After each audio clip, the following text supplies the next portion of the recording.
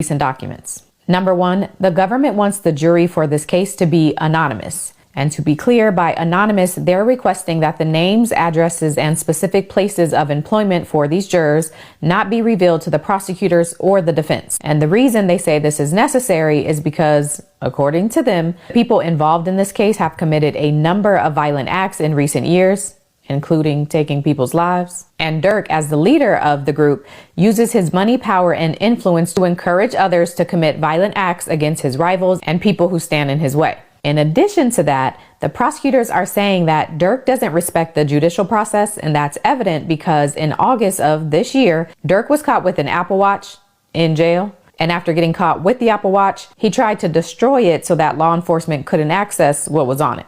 And if those reasons aren't enough, prosecutors say one of Durk's, quote, trusted OTF associates has already threatened a suspected government witness, and supporters of Durk have apparently threatened a judge and a prosecutor. According to the documents, somebody called and left a voicemail for one of the magistrate judges saying that Durk and DeAndre Wilson were innocent, and if they got life in prison, the person who left the voicemail was going to, quote, burn this MFer down, burn it to the ground. It's not a game. Hitch. And then another person told a prosecutor that if they didn't free Durk, they were going to be shot. And so based on these factors, the prosecutors say the safety of jurors could be at risk if their identities are known. And because this case gets so much publicity and probably will get even more publicity as the trial gets closer, they say that's more than enough reason for the jurors to remain anonymous. And quite frankly, I think I agree. The motion does make clear that the threats to the judge and the threats to the prosecutor were not connected to Durk, meaning it was just some dumbass fan or supporter thinking it was a good idea to threaten a judge. But if fans aren't going to be able to control themselves, I think an anonymous jury is not a bad idea. All right, highlight number 2 is that Durk's team is requesting all witness statements made to the government be turned over to them 45 days prior to trial. As of now, the government plans to turn over those witness statements about 1 week before trial. And Durk's team says that is not enough time for them to read through them, to investigate them, and then effectively use them on cross-examination. Durk's team is arguing that this 1 week timeline would negatively impact their ability to prepare for trial, therefore impacting Durk's right to a fair trial and his due process. And so for that reason, they want all of the witness statements turned over to them by December 6, 2025. All right, highlight number 3 is kind of shared with highlight number 4, and that's because both of them are for motions to dismiss. But each motion has a different reason, so I'll go through each of them. The first motion to dismiss is because Durk's team says prosecutors are being too vague with what they've accused Durk of. The defense says, since the government's entire case against Durk is that he first offered and then paid a bounty in exchange for the death of Quando Rondo, the specifics about when, where, how, and to whom this offer and payment was made is important for them to know. The defense does acknowledge that they are not entitled to know every piece of evidence the government intends to use, but they say they do have a right to at least know the government's theory, and as of now, they don't know it.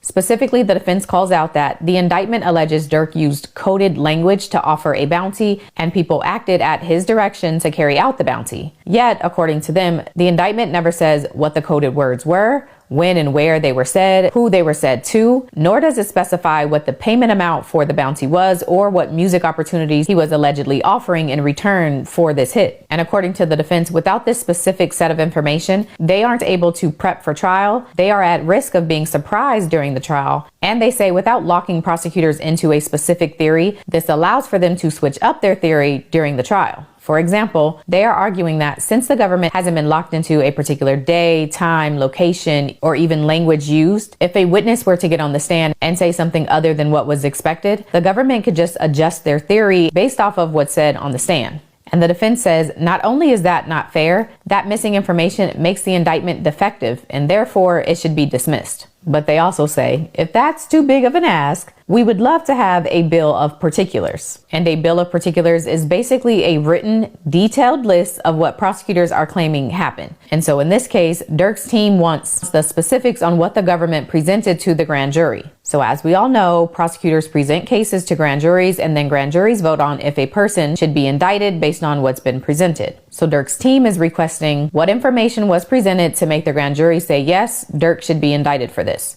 Specifically, they want to know what language prosecutors told the grand jury Durk used, what amount Durk was offering for the hit, and the date, time, and circumstances related to this claim that these actions were made at the direction of Durk. So again, dismissal is the first request, but if that's not granted, they are asking for a bill of particulars. Now let's get to the second dismissal motion, and this one is a bit trickier. Follow me. Durk's defense attorney is essentially saying that the entire prosecuting team on this case, the Central District of California U.S. Attorney's Office, should be disqualified and the indictment dismissed because the head prosecutor, Bilal Asaili, was put in his position unlawfully. Basically, Bilal Asaili started off as a temp U.S. attorney. He was only supposed to be in the role for 120 days. And then if he wanted to stay in that role, he was supposed to get confirmed by the Senate. If he didn't get confirmed, then he would have had to step aside. Durk's attorneys are saying that Bilal Asaili didn't do either of those. He didn't get confirmed by the Senate and he didn't step aside. Instead, he and the DOJ waited until the day before his time was up to use a little workaround. They typed up,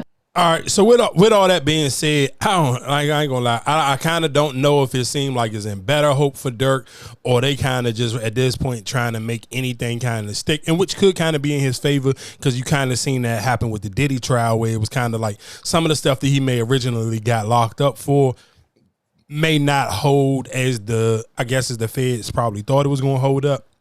So now their case may be looking a little bit more funnier. I'm not gonna lie to you though, I do kind of feel for Lil Durk a little bit, because I do feel like you don't hear as many people saying free Lil Durk, or kind of even talking about Lil Durk case as much as Lil Durk kind of was like going to bat for other niggas when they was locked up, from like the Young Thugs or when Meek was locked up. Like I feel like Durk was riding for a lot of other people louder and way more boisterous about them being locked up than you kind of hear niggas really kind of like supporting Lil Durk right now while he in jail. Ain't this kind of more serious than the Young Thugs? No, I mean, well, of course, for sure. I mean, his charge, well, not more than Young Thugs, but his charges was more serious than what Meek was locked up for.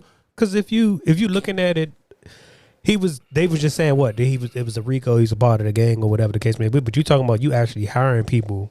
I mean, but some of Young Thug stuff was they was trying to pin murders on them.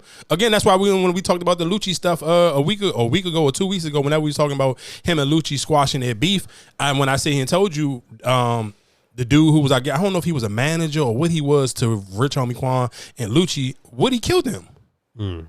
So it's like it was let's be clear, it was some deaths in between that Young Thug and even that YSL. Like them niggas they had some murders in the middle of some of their cases, but I mean, of course, it's just like, I think people just kind of pick and choose in politics, and then I think realistically, because NBA YoungBoy right now is having such a huge moment, and it's like, I don't know if like niggas is kind of trying to not like, I don't want to keep supporting Durk because maybe, I don't know if they trying to get features from NBA YoungBoy or they not trying to turn his fans off. But I'm paying attention to it's like, I know. Is he the only one that's locked up right now? Like rapper wise? Yeah, like out of his crew or whatever. You know what I'm saying? Like it's just him, right? Yeah, it's just him. Yeah, it's just him. It's like it's other street dudes like this locked up with this situation, but you some more actual rappers, like people that rap. Yeah, he the only rapper that's actually locked up.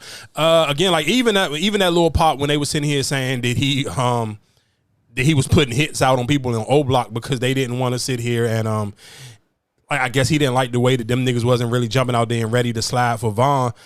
I ain't mad. Only reason why I'm not mad at him, I know it sounds crazy and it sounds like immature, but dog, that's how them Chicago niggas talk. Like, just think about how crazy they was talking when NBA YoungBoy said he was gonna do a tour in Chicago. Like, to me, you can't sell Wolf tickets now when it's time to cash Wolf tickets in. Niggas is kind of tucking their tail and ain't trying to cash these tickets in. Like, so I get where he coming from. Like, if I'm from somewhere and niggas ain't really talking that rah-rah tough shit, then cool. You can't expect non-tough niggas to be tough. But if you sitting here constantly selling me how tough you is and how you willing to slide and you ready to do this, and now somebody done caught our man and it's time to slide and niggas ain't trying to slide, like, I'm going to get frustrated. Cause nigga, I should not have to be, I'm a multi-millionaire, I'm a Grammy Award winning rapper. I should not be the one to have to put plays together to get our lick back when all y'all niggas sit around all day long talking about how tough y'all are on the internet, flashing guns and all this other shit. That shit kind of just like, that don't even make sense. Like, that shit just sound crazy as hell. So I'm not mad. I ain't mad at Durk for that one. And I mean, like I said, we're going to kind of see how this play out. But I do kind of pay attention to how a lot of people aren't as voiceless or loud about their support for Lil Durk. But while we kind of talking about jail, there is I want to say there's a new docuseries on HBO Max